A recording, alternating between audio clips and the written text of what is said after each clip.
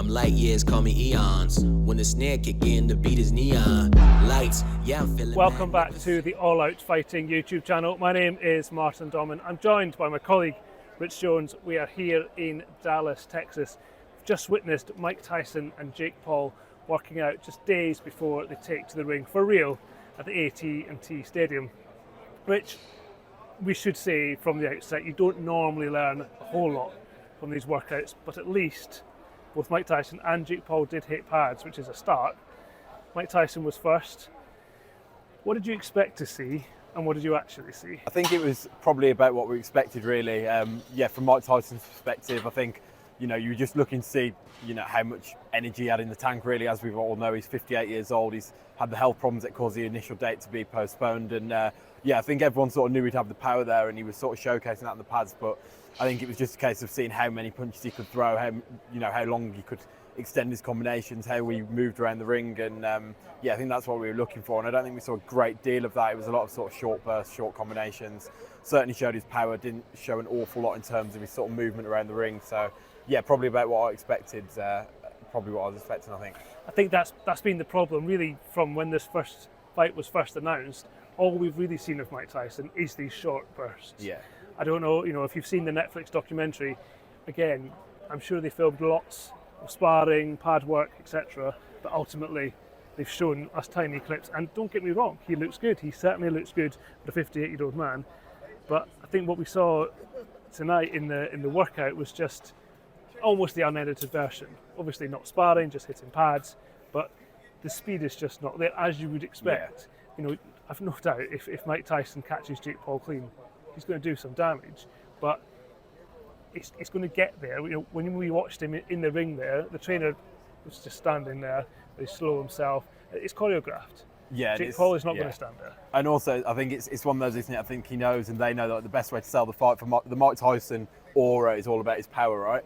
So even then you've got, his guy on the pads is sort of selling the power. I mean, obviously it looks like he's got powerful shots. Like, obviously we can't say how powerful those shots are, but seems like all the training footage and what we saw tonight seems to be built around, showing everyone he's got this power and showing how hard he can still hit, which, as you said, it would do some damage, I'm sure, if you caught Jake Paul. But, on the flip side, you see Jake Paul, and when he does his workout, he's, as he should be, given the age gap, he's so much more nimble, he's sort of light on his feet, he's sort of bouncing around the ring even when he's not throwing punches, whereas with Mike Tyson it's all very slow, flat-footed, and it's to be expected with the age gap. But I don't think I saw anything that really was too different from what we expected, to be honest. I think what we can say is this fight now, unless something happens over the next few years, will definitely happen, which is something in itself. And I think what we have now, between now and the first bell, is going to be people trying to sell us this idea that Mike Tyson can actually and will actually compete with Jake Paul. I don't think Jake looked incredible tonight, but he doesn't have to. He's not trying to prove anything to anyone right now. He looked faster, and I honestly think that ultimately is what it will come down to on the night. It's just, if Jake Paul is fast, if he actually takes the fight to Mike Tyson, as he says he will, I think Mike Tyson could be a little bit embarrassed, because these shots that you talked about, the choreographed nature of them, the trainer sort of, can move the pad where he needs it to be, fine. But if Jake Paul comes at him quickly, Mike Tyson could look slow, could miss, and actually could look a bit, every inch is 58 years of age.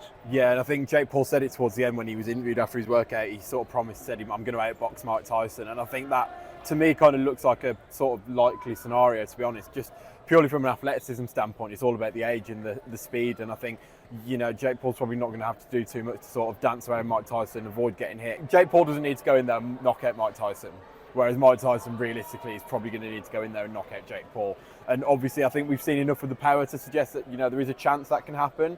I just struggle to see where he's going to sort of pin him down and actually land that shot and make that happen, to be honest. We've had the workouts. We also saw Katie Taylor, Amanda Serrano, which, it does add a bit of legitimacy to this card. Undoubtedly, on paper, the best fight. We saw their first fight a couple of years ago, Katie Taylor edging it. Nothing really to see, everything, very polite when they spoke afterwards about each other. Looked good on the pad. Excited about that one? Oh yeah, I think that's definitely the one for the purists, isn't it? It's going to be the best fight of the night, I imagine, if it's anything like the first one. Yeah, it's obviously the first fight was such a great fight. I personally sort of think that Amanda Serrano might just nick it this time, but it's I think Amanda Serrano said it herself, you know, they can go in with the best game plans in the world, but we've seen so many times with Katie Taylor, you know, she gets hit and all of a sudden she gets dragged into a war and she makes it a war, and it's always entertaining. You know, I can't think of many times that there's been a big Katie Taylor fight in the last few years that I've been left disappointed, and the Serrano one was certainly a thriller. So yeah, I'd expect more of the same, and yeah, going to be an interesting to see who comes out on top. And of course we will find out if Eddie Hearn does indeed leave the arena after that fight. Next up for us will be the press conference, final, probably what, the third or fourth one that they've had by now, the final chance to sort of say some words, try and sell not the pay-per-view, but certainly sell the fight on Netflix. Expecting any theatrics, any pushing, shoving? I don't think there'll be too much pushing, shoving. I'm sure there'll be some. I'm sure Jake Paul will have some sort of little stunt up his sleeve. We saw the stuff with the pigeon the other day that he tried to give Mike Tyson. Yeah, I'm sure he'll have something up his sleeves. He is a showman, isn't he? That's one thing you certainly can't knock him for. He knows how to sort of sell a fight and just bring some entertainment to things. I'm sure he'll have something up his sleeve just to try and bring something a bit different to the press conference. What that'll be, we'll find out, I'm sure. But yeah, I'm sure he'll have something up his sleeve. He'll certainly have his robot mascot very much in attendance tonight, posing for selfies. Day one into Mike Tyson, Jake Paul fight week, plenty more to come. Plenty of other fighters in the ring, 3 world title fights. Another one, very interesting, probably there to promote to Brazilian social media. Whindersson Nunes will take on Niraj Goyat in a fight which I think you said to me during the workouts is going to be absolutely terrible. Yeah, I mean, I didn't see much from the workouts to suggest it was going to be a thriller. Obviously, Whindersson Nunes, he's a sort of huge YouTuber back in Brazil. He's sort of taken up boxing recently, this kind of Jake Paul route of the YouTube boxing, and I think it's his first professional fight. I didn't see much to suggest that he's going to have, going to be particularly sharp. And then, his opponent, WBC Asian champion, I think he's been in with some good fighters. He's a legit professional boxer. Lost a unanimous decision to Jose Zepeda, who's a decent name. And yeah, I mean, I'd struggle to see. I don't know. I didn't see much from the workouts to suggest it was going to be a thriller. On paper, I mean, Gorat should have far more for Whindersson Nunes. I've seen Nunes fight on, the influencer boxing scene. Pro debut. I mean, I guess it is a professional fight, but you're right, not much to see there, and really, Nunes should be up against it. And if you're Bruce Carrington, who I think is on the earlier prelim fights, you're actually wondering, well, hang on, legitimate, top prospect, bumped off for really a fun fight.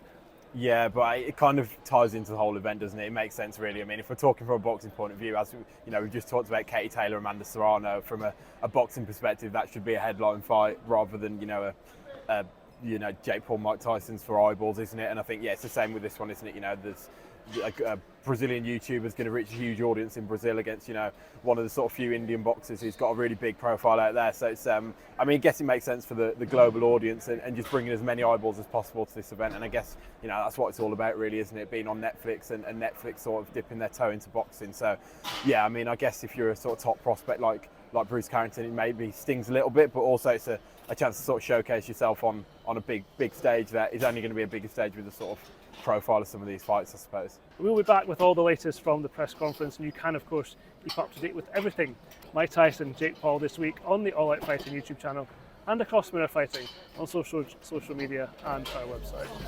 And you ain't gotta ask, we running it. Flip the script and keep y'all wondering.